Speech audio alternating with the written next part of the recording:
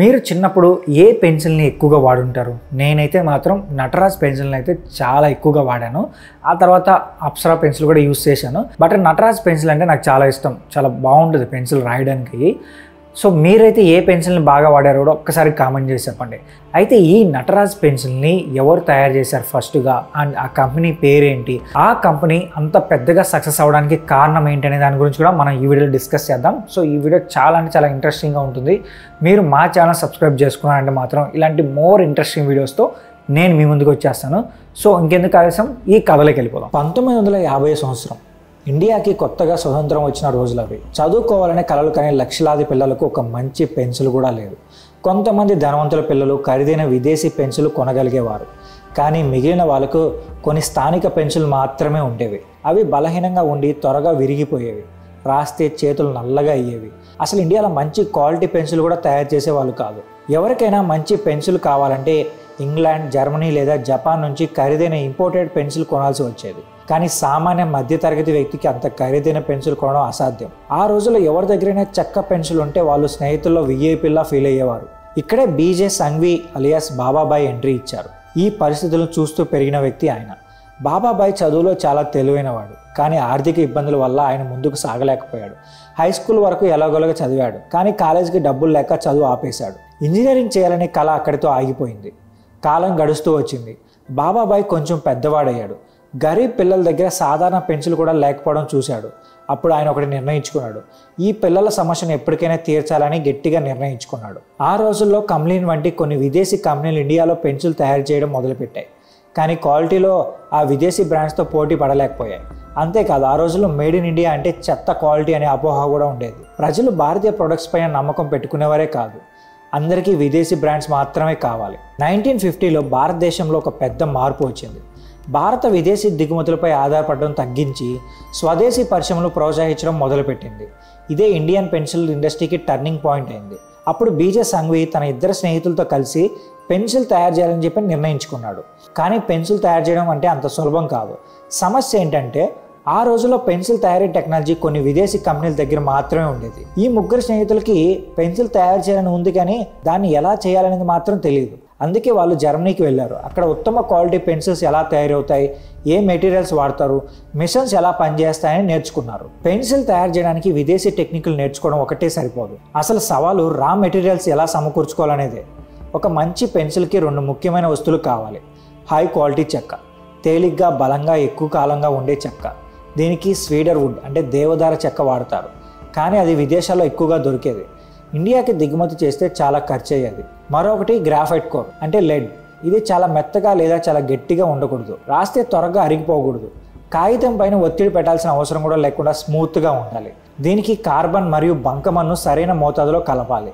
ఇండియాలో ఈ క్వాలిటీ చెక్క లేదు, మరియు ప్యూర్ గ్రాఫైట్ కూడా లేదు. స్థానిక కంపెనీలు ఈ 2 దిగుమతి చేసుకునేవి.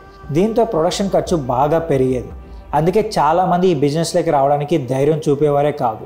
కానీ బీజే సంఘ్వి మరియు స్నేహితులు ఇండియాలో వనరులు లేకపోతే మేము మా దారిని మేమే సృష్టించుకుంటామని నిర్ణయించారు. అది సులభం కాదు. ముందు చెక్క సమస్యను పరిష్కరించాలి. స్వీడర్ వుడ్ అమెరికా నుంచి దిగుమతి అవుతుంది. ఇది ఖరీదైనది. అందుకే వీళ్ళు ఇండియాలోనే దానికి వేరేది ఏదైనా దొరుకుతుందేమో అని వెతకడం మొదలుపెట్టారు. చాలా రాష్ట్రాల్లో చూశారు, చాలా రోజులు కూడా తిరిగారు, చాలా శాంపుల్స్ కూడా టెస్ట్ చేశారు. ఎన్నోసార్లు ఫెయిల్ అయ్యారు, కానీ వెనక్కి తగ్గలేదు. చివరికి పాపులర్ వుడ్ అనే చిన్నారి చెక్క దొరికింది. అది తేలిగ్గా బలంగా ఉండి సులభంగా షార్ప్ అయ్యేది.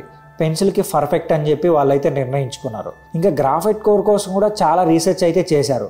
కొత్త ఫార్ములాలు కూడా కనిపెట్టారు. నెలల తరబడి కష్టపడి స్మూత్గా డ్యూరబుల్గా ఉండే గ్రాఫైట్ని తయారు చేశారు. ఇప్పుడు చెక్క ఉంది, గ్రాఫైట్ ఉంది, కానీ మిషన్స్ని ఎక్కడి నుంచి తేవాలి? విదేశాల నుంచి మిషన్లు దిగుమతి చేసే అంత డబ్బు వాళ్ళ దగ్గర లేదు. అందుకే స్థానిక ఇంజనీర్లు, కార్పెంటర్లతో కలిసి ఇండియాలోనే మిషన్లు తయారు చేయడానికి నిర్ణయించుకున్నారు. వర్క్షాపులకు వెళ్ళి విదేశీ మిషన్ల గురించి అర్థం చేసుకున్నారు. అయితే చాలా కష్టపడి కొన్ని ఎక్స్పెరిమెంట్లు చేసి చిన్న చిన్న పార్ట్స్ స్వీకరించి తక్కువ ఖర్చుతో గరిష్ట క్వాలిటీ పెన్సిల్ తయారు చేసే మిషన్లు అయితే తయారు చేశారు. ఫైనల్గా మిషన్ అయితే తయారు చేశారు. కానీ ఇక్కడ ఒక ప్రాబ్లం వచ్చింది. ఈ మిషన్ తరచుగా పాడైపోయేది. బీజే సంఘ్వికి డబ్బులు ఇబ్బందులు కూడా స్టార్ట్ అయ్యాయి. ఆల్రెడీ తయారు చేసిన మిషన్లతో బాగా సమస్యలు అయితే వచ్చాయి. కానీ ఆయనకి తెలుసు ఇక్కడ ఓడిపోతే అంతా అయిపోతుందని. చివరకు మిషన్స్లో అడ్జస్ట్మెంట్స్ అప్గ్రేడ్ చేసి వేగంగా పెన్సిల్ తయారు చేయగలిగాడు. 1958లో ఈ విజయాన్ని చూసి హిందుస్థాన్ పెన్సిల్స్ లిమిటెడ్ స్థాపించారు. అదే ఏడాది నటరాజ్ 621 ఎబ్ అనే పెన్సిల్ని లాంచ్ చేశారు. ఇది దిగుమతి బ్రాండ్స్తో సమానంగా ఉండడమే కాదు, ఇండియన్ వాతావరణానికి మరింత డ్యూరబుల్గా ఉండేది. ఇండియన్ మార్కెట్లోకి గెలవాలంటే ప్రజలు బడ్జెట్కి తగ్గట్టు ఆ వస్తువులు అయితే రావాలని కంపెనీకి బాగా తెలుసు. అందుకే నటరాజ్ పెన్సిల్స్ని చాలా తక్కువ ధరకి మార్కెట్లోకి తెచ్చారు. కానీ సమస్య ఏంటంటే కస్టమర్లు దీన్ని కొనడానికి సిద్ధంగా లేరు. మేడ్ ఇన్ ఇండియా అంటే చెత్త క్వాలిటీ అనే అపోహ అయితే వాళ్ళలో బాగా ఉండేది. ఇంకో విషయం ఏంటంటే కనీసం చిన్న చిన్న షాపుల్లోనే పెన్సిల్స్ పెడదామన్నా కూడా వాళ్ళైతే తీసుకునే వాళ్ళు కాదంట. ఎందుకంటే విదేశీ బ్రాండ్స్ మాత్రమే వాళ్ళు తీసుకునేవాళ్ళు. మన స్వదేశీ బ్రాండ్స్ని పెద్దగా కొనరని చెప్పి చిన్న చిన్న షాపుల్లో కూడా ఈ పెన్సిల్ పెట్టడానికి ఒప్పుకోలేదు. అయితే బీజే సంఘ్వీకి బాగా తెలుసు పెన్సిల్ ప్రజల చేతికి చేరితే దాని క్వాలిటీ వాళ్ళు బాగా గుర్తిస్తారని ఆయనకైతే గట్టి నమ్మకం ఉండేది. అందుకే డిస్ట్రిబ్యూషన్ నెట్వర్క్ని బలోపేతం చేశారు. పెద్ద షాపుల కంటే చిన్న స్టేషనరీ దుకాణాలను టార్గెట్ చేశారు. ఆ సమయంలో ఆయనకు ఒక మంచి ప్లాన్ అయితే వచ్చింది. స్కూల్స్ మరియు కాలేజీలో నటరాజ్ పెన్సిల్స్ని ఫ్రీ శాంపుల్స్గా ఇచ్చారు. పిల్లలు వాడగానే తేడా గుర్తించారు. గ్రాఫైట్ స్మూత్గా డార్క్గా ఉండింది, రాత స్పష్టంగా కనిపించింది, లెడ్ బలంగా ఉంది, ఇంపోర్టెడ్ పెన్సిల్స్ కంటే మెరుగ్గా ఉండేది. ఆ రోజుల్లో ఎరేజర్స్ ఎక్కువగా డస్ట్ వదిలేవి, కానీ నటరాజ్ ఎరేజర్ క్లీన్గా పనిచేసేది. దీంతో స్టూడెంట్స్తో పాటు ఆఫీస్ ఉద్యోగులు కూడా నటరాజ్ పెన్సిల్స్ వాడడం మొదలుపెట్టారు. 1970 నాటికి నటరాజ్ భారత్లో అధికంగా అమ్ముడైన పెన్సిల్గా మారింది. హిందుస్థాన్ పెన్సిల్స్ ఇండియన్ మార్కెట్లో బలమైన స్థానాన్ని సంపాదించింది. కానీ 1991లో భారత ప్రభుత్వం విదేశీ కంపెనీలకు పర్మిషన్ ఇవ్వడంతో కొన్ని విదేశీ కంపెనీలు ఇండియాలో ఫ్యాక్టరీలు పెట్టడం మొదలుపెట్టాయి. ఇండియన్ స్టేషనరీ మార్కెట్లో కూడా పోటీ పెరిగింది. హిందుస్థాన్ పెన్సిల్స్ ఆధిపత్యం ఉన్న మార్కెట్లో విదేశీ బ్రాండ్స్ ఎంట్రీ ఇచ్చాయి. కంపెనీకి భయం మొదలైంది, వీళ్ళు మమ్మల్ని ఓడిస్తారేమో అని. కానీ వీళ్ళు ఈ సవాల్ని అవకాశంగా తీసుకున్నారు. కేవలం పెన్సిల్స్కి మాత్రమే పరిమితం కాకుండా ఇండియన్ కస్టమర్స్కి అవసరాలకు తగ్గట్టుగా స్టేషనరీలో కూడా మార్పులు చేశారు. డస్ట్ ఫ్రీ ఎరేజర్స్, మెరుగైన sharpeners, ball pens, gel pens, colour pencils, ఇలా చాలా వస్తువులు అయితే మార్కెట్లోకి తీసుకువచ్చారు. ఇలా హిందుస్థాన్ పెన్సిల్స్ కేవలం పెన్సిల్స్ బ్రాండ్ కాకుండా స్టేషనరీలో కూడా పెద్ద పేరుగా మారింది. 1990లో టీవీ, ప్రింట్ మీడియా ద్వారా బ్రాండ్ని మరింతగా బలపరిచారు. ఆ రోజుల్లో టీవీ యాడ్స్ ప్రజలపైన బాగా పనిచేసేవి. కంపెనీని గుర్తుండిపోయే యాడ్ క్యాంపెయిన్స్ కూడా రూపొందించింది. ఫర్ ఎగ్జాంపుల్ మీకు ఇప్పటికి కూడా గుర్తుండొచ్చు, ది విన్నింగ్ రేస్ అనే యాడ్ ఇతర బ్రాండ్స్ పెన్సిల్స్ విరిగిపోతే నటరాజ్ పెన్సిల్ గెలుస్తూ చూపించారు కదా, ఆ యాడ్ అయితే మాత్రం బాగా పేరు తెచ్చుకుంది. అప్సరా కోసం ఎక్స్ట్రా డార్క్, ఎక్స్ట్రా స్మార్ట్ అని ట్యాగ్ లైన్తో యాడ్ చేశారు.